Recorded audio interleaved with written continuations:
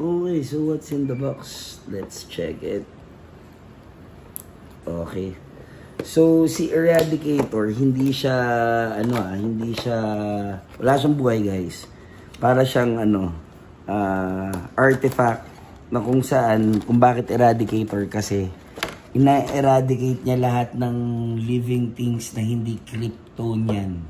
Hindi siya, ang lalim no? So, yun, parang, isa siyang artifact, tapos, ngayon, naging machine siya, so para siyang robot.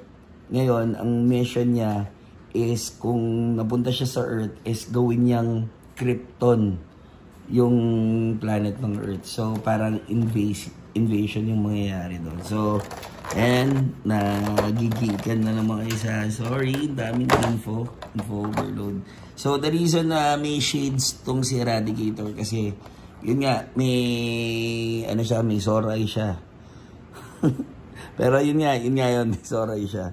So, gusto niya kasing maging si Superman dahil namatay siya. Kaya nag-suit siya ng shades para pag na-determine siya ng tao, malaman na siya pa rin syempre, Superman.